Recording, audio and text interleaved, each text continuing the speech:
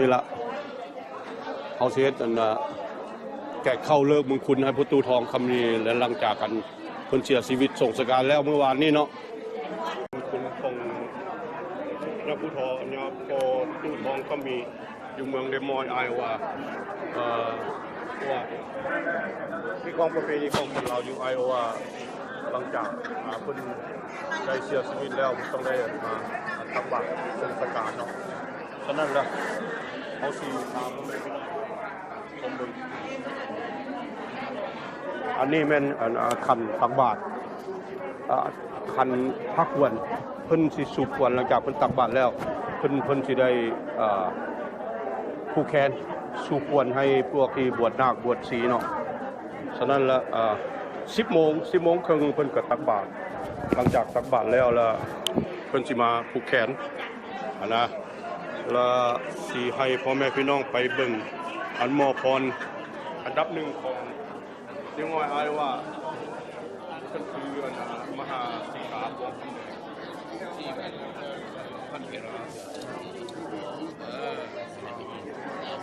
อันนี้แม่นมหาท่านมหาสิกาฟองคำแดงนะเพิ่นเป็นมอพรอันดับหนึ่งขึ้นว่าแถวหน้าพุ่นละสำหรับอยู่ในไอโอวานี่อยู่ในไอโอวานี่แหละก็อยากให้พ่อแม่พี่น้องติดตามมึงเด้อคันแม่นผู้ใดถูกใจก็ติดต่อมาโลดเพิ่นช่วยได้สังคมลาวอยู่ในนี้บ่เพิ่นก็เป็นผู้หนึงที่คำวัดคำวาอยู่ในมวยไอโอวานี่แล้วก็อีกผู้หนึงก็บ่ลุงวงโสภาพมิไซเนาะเพิ่นก็เป็นอีกผู้หนึงก่อตั้งวัดวาอารามอยู่บ้านเฮานี่แหละอยู่ในมวยไอโอวาต่อมาผู้หนึงก็ลุงพัดสีหอมเพิ่นก็เป็นผู้หนึงอีกที่อุปถัมภ์วัดลาวเดมมวยไอโอวาอยู่นำกันนี่แหละจังน้อยหลังจากเพิ่นตักบาตรแล้วเพิ่นก็สิผูกแขนเนาะน้องพาเนาะโอเควันอุทิศส่วนบุญกุศลจุดใหญ่ไปเชิญกับตู้ทองคำมีเนาะทางประธานสาธิตสอนค้าที่เป็นตัวการได้เห็นแต่งให้ปุริยาตายายตามที่ทางโยมของเขาจะได้กล่าวสลายในทางงานนี้ก็ขอให้ลูกๆหลานญาติพี่น้องของเขาที่ได้มาฟังในงานนี้ตั้งจิตตั้งใจเพื่ออุทิศส่วนบุญกุศลดังกล่าวนี้จะเป็นผู้ที่ได้จากไปตามความจุดประสงค์ของตัวเขาทุกคนเนาะขึ้นมาครบแล้วนั่นเนาะ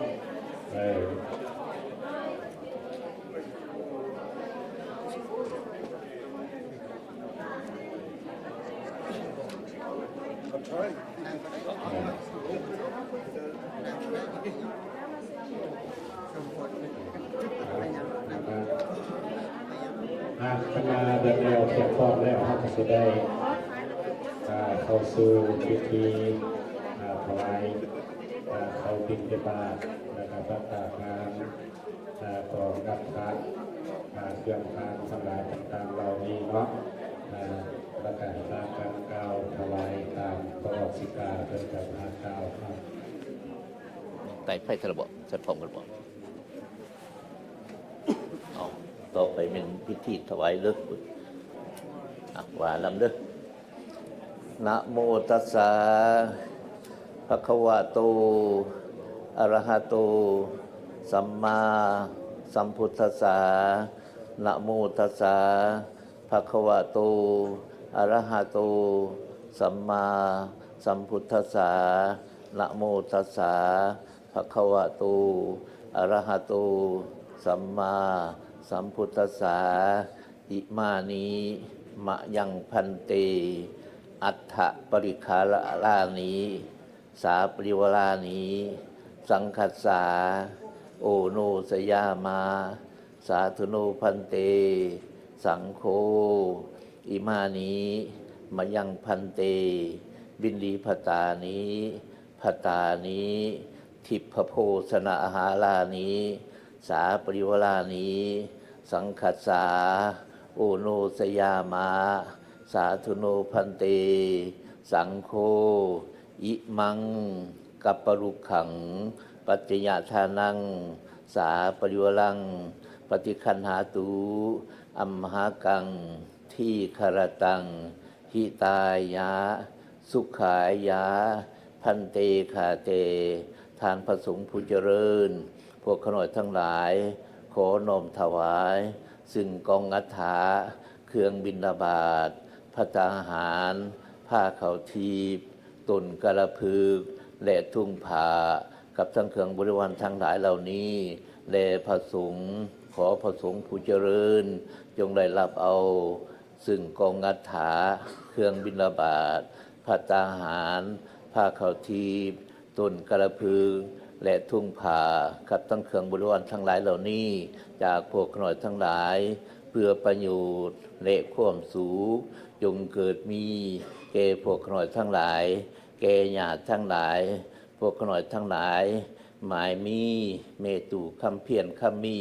ผมรวยลูกหลานและญาติพี่น้องขออุทิศส่วนบุญกุศลเหล่านี้ให้ไปหอดไปถึงผู้ที่มีชื่อว่าพ่อตู่ทองคำมีแล้วก็พ่อเสียงเครือคำมีเมตุคำผูคำมีพ่อตู่พันบุตรภักดีเมตุแก้วบุญภักดีผู้เป็นสามีเป็นพ่อเฒ่าเป็นพ่อภูเป็นญาติเป็นพ่อตู่เป็นแม่ตู่ของพวกขน่อยทั้งหลายที่ล่วงลับไปแล้วสู่ปรโลกเบื้องหน้าขอให้พวกท่านทั้งหลายจงอนุโมทนารับเอาส่วนบุญกุศลผลบุญทั้งหลายจากพวกขน่อยทั้งหลายผู้เป็นลูกเป็นหลานเป็นญาติได้มิตรที่ไรอุทิศให้อยู่ในขณะนี้ขอสมบูรณ์กุศลดังกล่าวจนไปหอดไปถึงดังเลยกล่าวหน้ามาแล้วนี้ตามความประสงค์ของพวกขน่อยทั้งหลายแลก็ขาดเถินสาธุสาธุสาธุอนุโมทามิจับเบิดคนจับก่อนเป็นไหมควรมาจับพักขันอย่างเดียวจับเบิดคนเนี่ยพักเขาเครื่องคล้องแล้วมันก็จับเนี่ยเด้อเครื่องเลยอนุโมทนาพร้อมกันเลย เราทางนั้นจากกองบุญเด้ออนุโมทนาสา สาธุสาธุสาธุอนุโมทามิ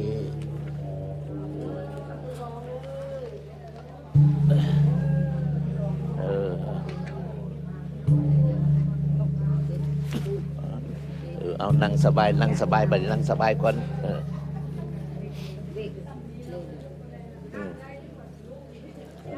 วันคลายอนุโมทนาสาธุ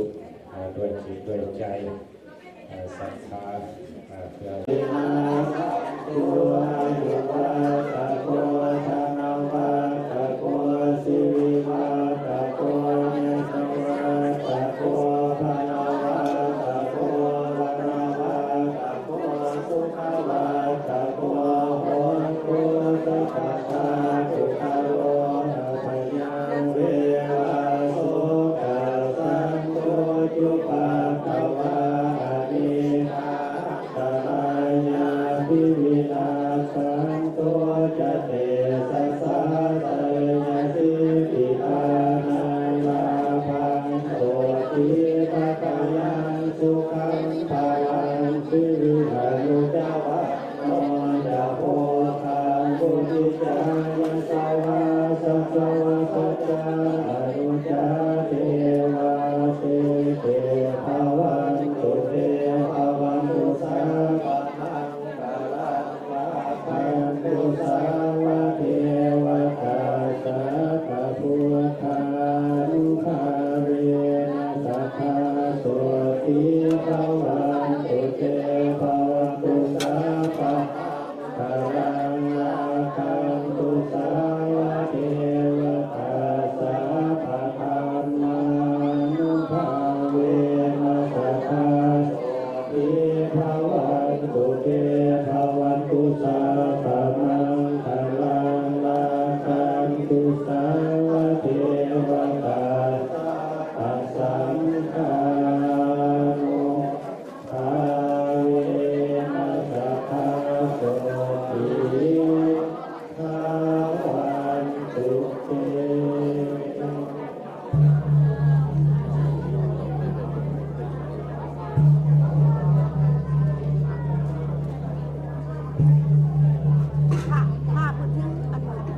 ทิตย์ก็เราไปเขียนชื่อลืม โอเคโอเคโอเคผมไม่ยังผมไม่ยังเรื่องสิ่งหมายนั้นเลย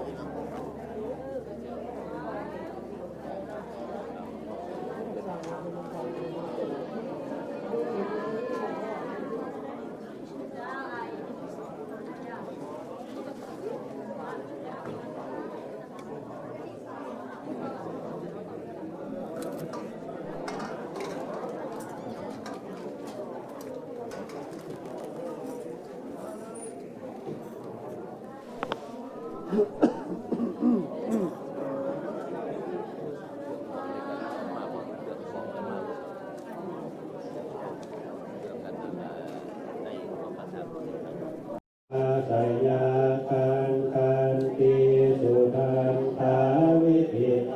จิตวานุเนียนโทตันเตสัสสะภะวันตุเตสยามังกาลานิมาบาชิลิงกัสสวะมังยัตติพุตังภาวะจิกากรรมสะเนวะสุทารุหังตังเมตังพุทธาวิธิมาชิตวามุนิโตกันเตสัสสะภะวะตุเตสยามังกัลลานิโอชิตะกรรมติหาคสุทารุหังตังภาวันติโยสมปะทังปุริมาลาวันตังเอหิสังโนชิตวามุนิโต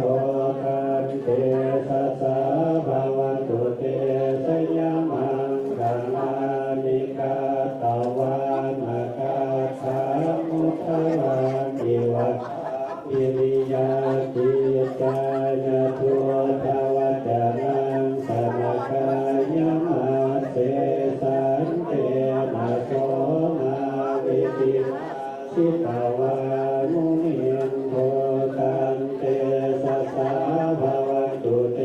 สยามังกัลลานิสัจจังอิหาสัจจกวาตเจตุวาทาวิโรปิตานังนังติยันตะหัวตังปัญญากสิปัสสะลิสิตวามุนิโทตันเตสัสสะภะวะตุเตสยามังกัลลานินังโทปะนันทาภุสกังวิปุตังมะเฮติปุเตระเทวะปุสังเวนะนามาปะยันโตอิโตปะเทสาวิตินาชิตวานุเนียนโตตันเตสัสสะภะวะตุเตสยามังกามานิทุกขานาทิติทุสะเกนะสุขาทังวังโตมังวิสุทธิสุติมิตตาติตานัญญามาคาเทนาวิตินาชิตวาโมเนียนโตตันเตสัสสะภะวะตุเตสยามังกัลลานิเอตาปิพุทธสยามังกัลลาภาโยวาจโนทินาทิเมสวะเทวตาติตวานานิกาวิวิทาวิจุปัตตวานิโมขังสุขังอภิธรรมยามาโลสัมปัญโยมหาคัมมิโกนาโตอิกายสัพพะปานิมังตุเรตวาปารามิสัมภะปะโตสัมโพธิโมกขมังเยเตนะสัจจวานะโหตุเตสยามัง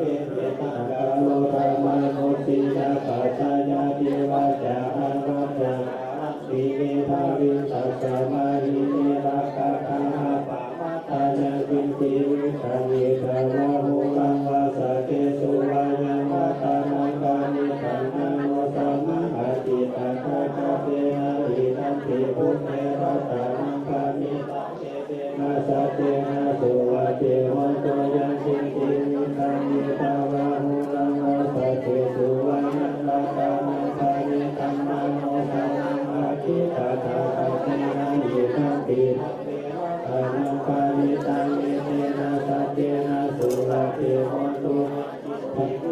อิทาวะโหรังวาสเกสุวายังวัตานังปานิตังโนสัมมาอาทิตาคาคาเตนะอิทัมปิสังเกระปานังคานิตังเมเตนะสัจเจนะสุราเทโหตุญาณิตาพุทธานิสัมมาทัปปะเตภูมานิวาญาณิวาหังตาลิเตตาคาคาปะเทวะนะโมสัพพุสิตังพุทธังนามัสสะมาสุวัจจิโหตุญาณิตาพุทธานิสัมมาคาตานิภูมานิวาญาณิวาหังตาลิเตตาคาคาตังเทวะมนุสสะปุสิตังธัมมังนามัสสะมาสุวัจจิโหตุญาณิตาพุทธานิสัมมาคาตานิภูมานิวาญาณิวาหังตาลิเตตาคาคาตังเทวะมนุสสะปุสิตังสังฆังนามัสสะมาสุวัจจิโหตุระธรรมสุตังนะภะมะนะพุทโธอะปะมาโน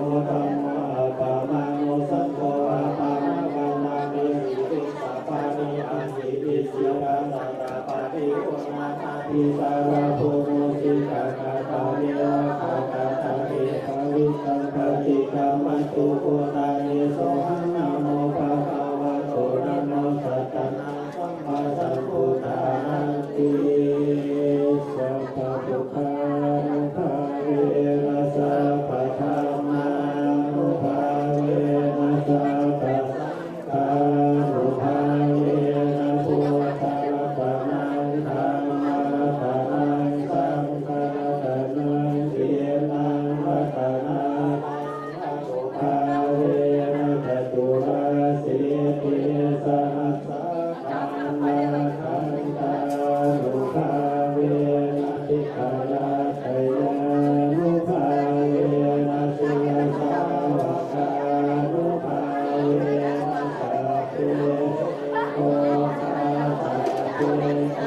ปัญญาสัพเพเตอันตรายาสัพเพเตอุปาทวาสัพเพเตทุมิเน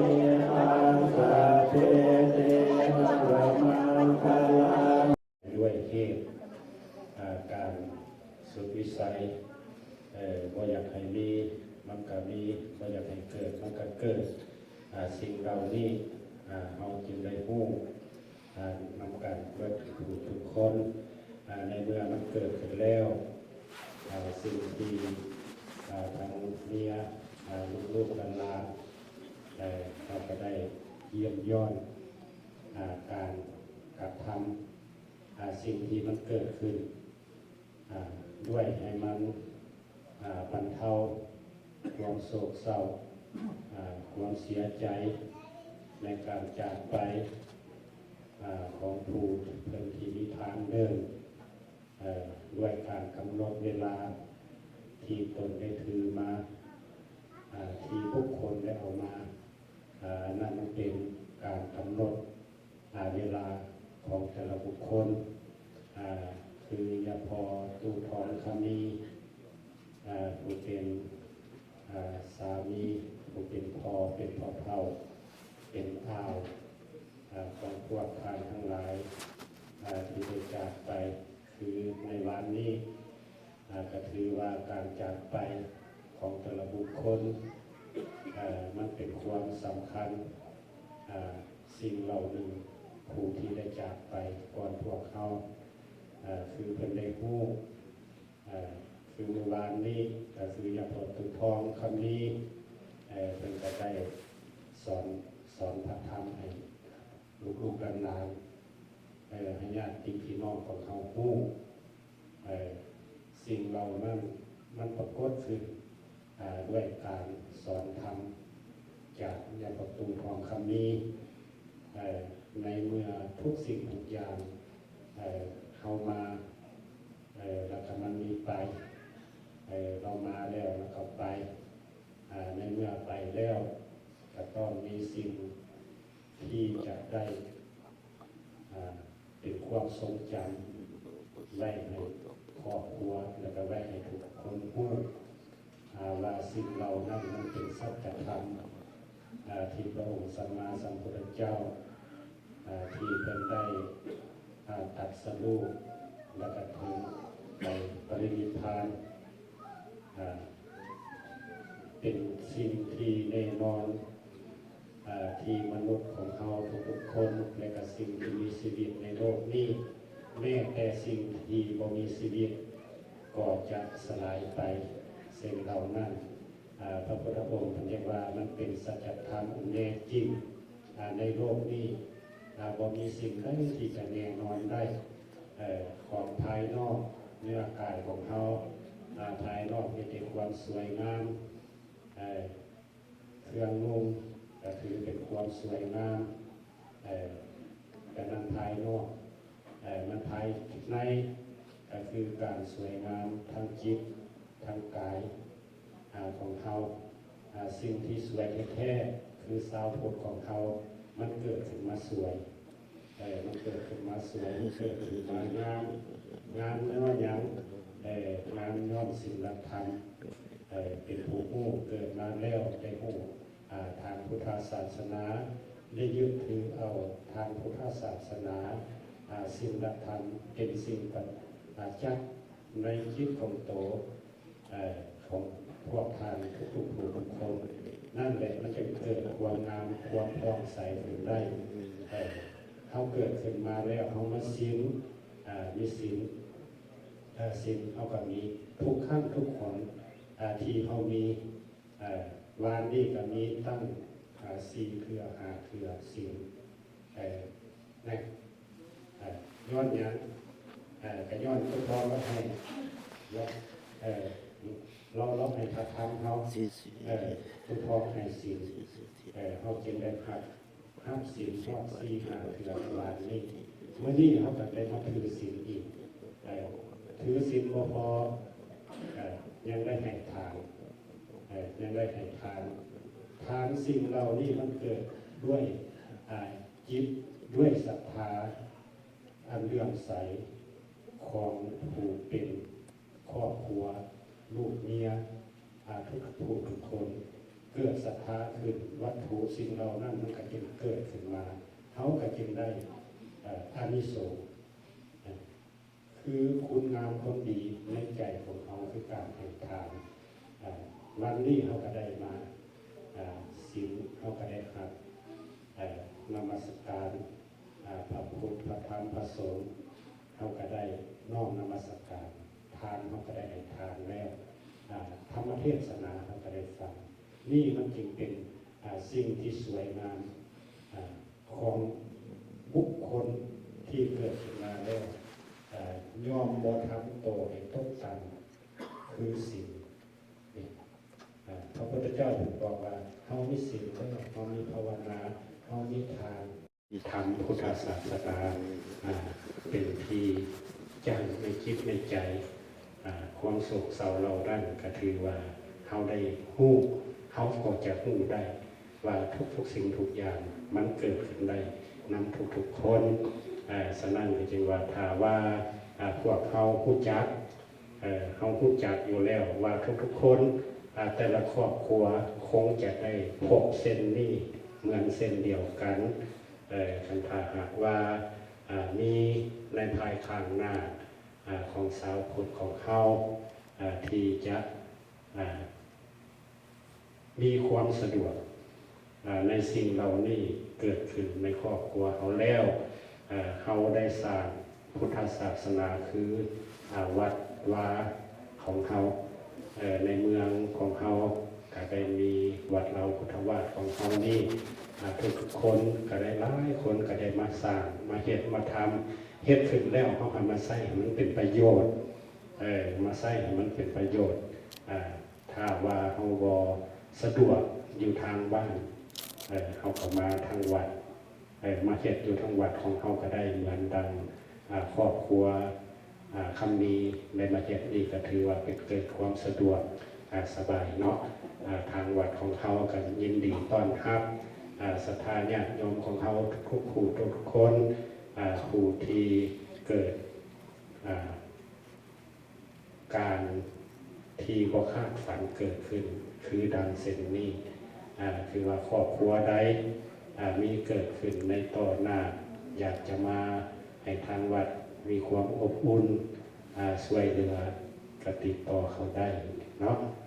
แต่ว่าเป็นยังเพราะว่าทางวัดของเขาก็บ่ได้กำหนดเรื่องการใส่ใจเกิดศรัทธาเกิดจากศรัทธาของญาติโยมของเขาอันนี้อาตมาก็จะได้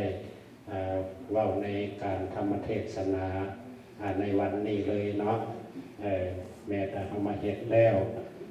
เขาจะช่วยน้ำช่วยไฟก็แล้วแต่ศรัทธาของศรัทธาญาติโยมของเขาทางวัดของเขาบ่ได้กำหนดว่าเท่านั้นเท่านี้เด้ออันนี้ถ้าว่าญาติโยมของเขาเข้าใจอาตมาเว้าในวันนี้ขอให้คิดไปตามเดียวกันเนาะเพราะว่าทางวัดของเขาบ่ได้กำหนด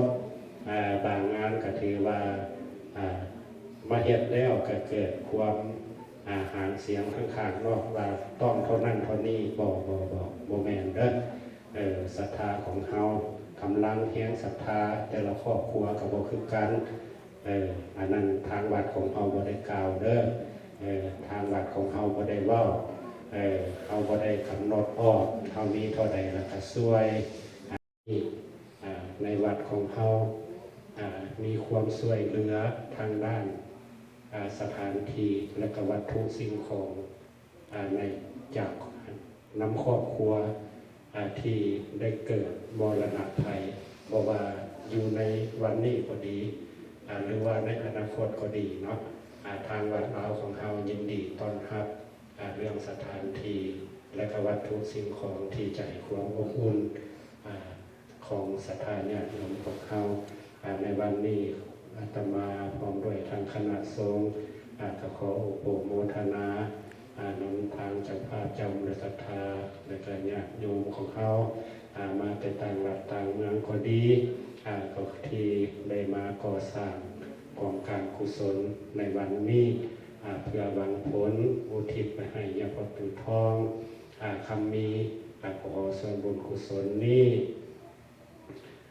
จงเป็นหอดเป็นเทิงดวงวิญญาณของยาพตุทองคำมีตามความจุดประสงค์ของพระลูกหลวงหลาน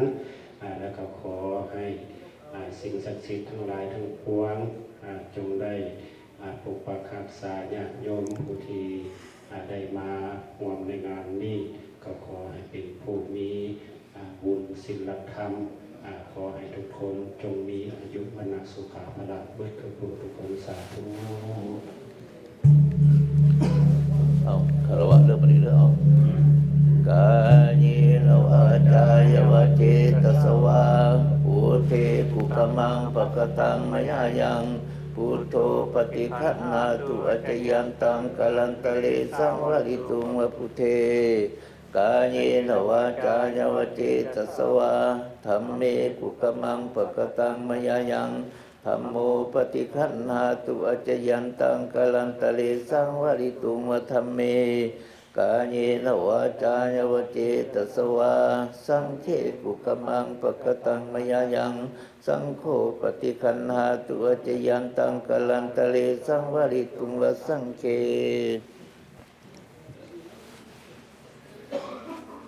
ยะถาวาลิวหาปุราปาริปุเรนติสกาลังเอวเมวะอิโตทินังเปตานังอุปกปปติอิสิตังปฏิตังตุมหังคิปะเมวะสมินสันตุสะเพปุเรนตุสังคปาจันโทปันนรโสยถามณิโสติรโสยถาสันตุสัพพะโลกวินาศตุมาเตภวันตุอันตรายโยสุขีทีขา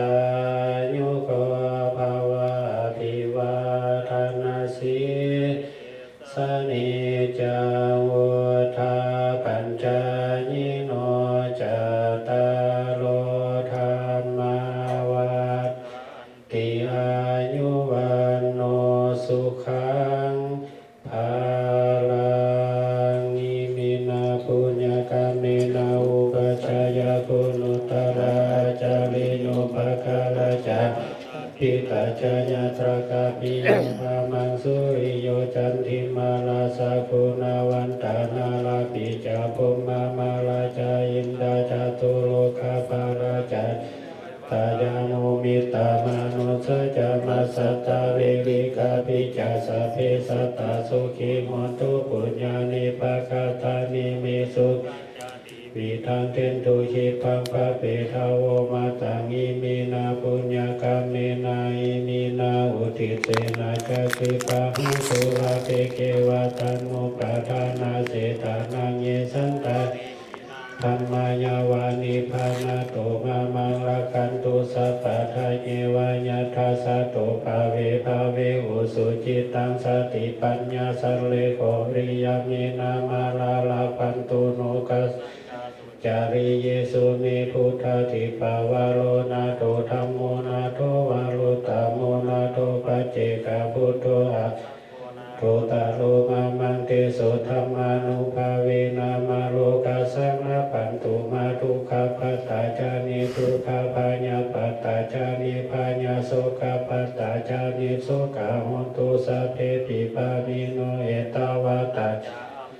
สัพพะตังปุญญังสัพพะทังสัพเพเทวาอนุโมทันตุสัพเพสัตตาเวลาโหตุสัพเพสัตตาพยาปัสสะสัตตาอธิกาโหตุสัพเพสัตตาสุขีอัตตังปฏิหารันตุสุขีสุขี